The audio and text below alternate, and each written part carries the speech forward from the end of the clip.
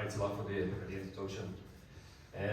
Not ideal being the first speaker, but on the day that we have, the speakers that we have, I'm glad to be the first because I won't be trying to follow the better speakers. So thank you for the welcome. Thanks to Lasair Dhearg for the invitation to speak today. It's always a pleasure to speak to like-minded organisations and individuals, and I'm delighted to be part of this particular discussion. The brief for today's contribution was fairly broad-based, and I've put together a couple of strands of thought to encourage debate as opposed to actual ideas. I'm not sure if that's what the organisers intended, but like many others, I don't have a strategy for progress. My contribution will be short, because I'm more interested in the debate on the subject after the speakers finish. I'm going to simply give a personal opinion on the future prospects of Socialist Republicanism and on the current state of the left in general, and by the left I mean the anti-capitalist left. My opinion has been formed as a long-time activist and observer of the left in the 26 counties. Almost everyone in this room is better placed to speak on the situation in the 6 counties than I am, so I'll stick to practitioners' observations, please don't mind. I'm not known for being overly optimistic about the future of republicanism or socialism, as probably will well know. I've spoken with me a number of times. But I'd like to think I'm a realist, and probably more importantly, willing to be convinced by the more optimistic in the room. I don't think anyone who doesn't have the benefit of rose-tinted glasses recognises that social republicanism and the left in general are in a very poor state.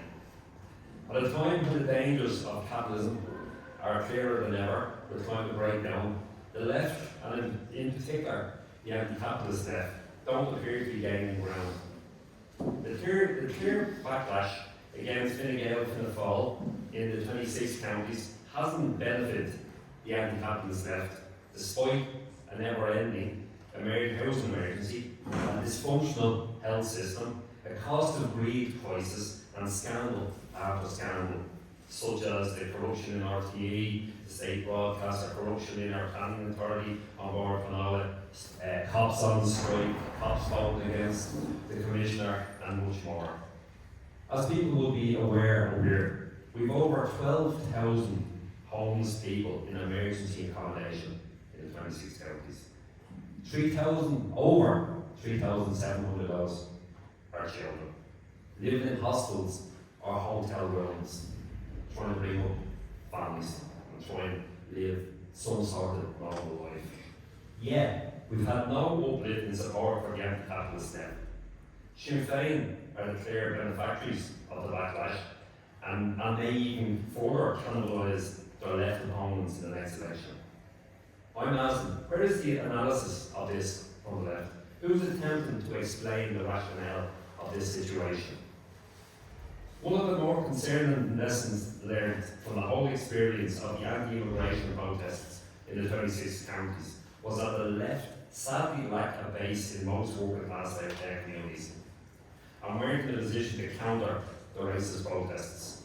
Some areas, such as East Wall and Ballymun, managed to organise locally to challenge the racist narrative and offer support to the refugees, but most areas didn't have that capability. It was mainly the growing realisation that the racist protests had been organised by drug dealers, criminals and other antisocial elements that convinced the majority of decent people to stop attending the protests. And there were decent people on the protests with genuine concerns. Sinn Féin does retain a base in those communities, much smaller than previously, but they generally kept their heads down during the protests. My critique of the left has always been in their class basis. In my experience, and it's only my experience, the majority of the left are middle class and have middle class values, which does not always resonate with working class people. A lot of them have an inherent arrogance and tend to speak down to people. One small positive is that social republicans tend to be more working class because the middle class are not comfortable with the radical nature of republicanism, and in particular, the history of the Irish struggle. This class distinction offers us a better opportunity than most of the left, in my opinion. A natural vehicle for organised working class people are trade unions. The Irish trade union movement has always been fundamentally conservative, but occasionally can be politically effective. The big tax marches of the late 1970s are a good example. Hundreds of thousands of people, organised by the unions, marched calling for a more equal tax system and for the wealthy to pay their fair share. More recently, four of the more progressive unions played a major role in the successful campaign against the water tax in South. My own union, Unite, the Communication Workers Union, the Retail Union Mandate, and the Small Plasterers Union of Patsy provided finance and organisation for the campaign. Trade union regained some of the trust lost over the decades of not dependent workers during one of the biggest political campaigns ever seen in this country. Political campaigning by trade unions obviously worried some, and the defeat of the government's attempt to impose a charge for the basic right of drinking water was something that had to be avenged. Since the successful anti-water tax campaign, the unions involved have been neutered. Mandate have purged the left from any senior positions and withdrawn from political campaigning. The new leadership of the Communication Workers Union has also withdrawn from political activity. Unite have a new leader in Cieran, and she has instructed the union to concentrate on industrial issues and abandon any political campaigns. Trots have taken over the union in Ireland and are happy to implement the anti-political strategy. At a time when the most impressive trade unionist in years, Mick Lynch, is repeatedly saying that the trade unions must work in conjunction with communities and other forces, Unite are doing the exact opposite, while at the same time working with Sir Keir Starmer, one of the most political unions in collaboration with a newer Blairite. I'll let you draw your own conclusions on that. I have acknowledged that social republicanism differs from other stands of radical socialism, but I believe we still suffer largely from the same difficulties. Mainstream republicanism, in the form of Sinn Féin, has managed to sideline radical social republicanism in the main. It has to be recognised that some Republican groups have contributed to this isolation by their involvement in criminality and drug dealing. But generally, we haven't been able to compete with the Shinners or to be seen as a viable alternative. Small successes, in my opinion, may provide an indication of where we should be targeting our efforts. In Dublin, in response to the rise of the anti-immigration sentiment in working class communities, Dublin Communities Against Racism was formed by a coalition of long-standing community and political activists. We have attempted to counter the racist narrative in our communities.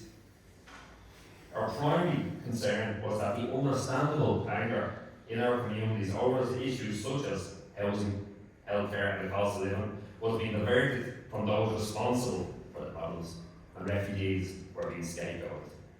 Blaming powerless people for these failures only serves to let the government off the hook and will change nothing for the better in our communities. As a group, DCAR have distributed 20,000 leaflets in our communities arguing against the racist from a class basis, rather than the woolly liberal arguments being used by the majority of the left. Another possibility, in my opinion, for advancing our cause is climate breakdown. The seriousness of the climate emergency is encouraging young people to get involved in political activity. The age profile of a lot of the left, including social republicans, is worrying, and an injection of radical youth is badly needed. Now, having said that, looking around the room, absolutely delighted to see such a high proportion of young people, and we have seen some youth involve themselves in social republicanism in the 26 counties as well. It's to be welcomed, but there's still too many of us oldies hanging around. We need new blood. As it becomes clearer that capitalism is incompatible with saving the planet, I would hope to see a move towards anti-capitalism. The acquiescence of the Greens, blue shorts and bikes, as we call them in the South, has provided an opportunity to try and convince young people that the system is the problem, not the actions of individuals.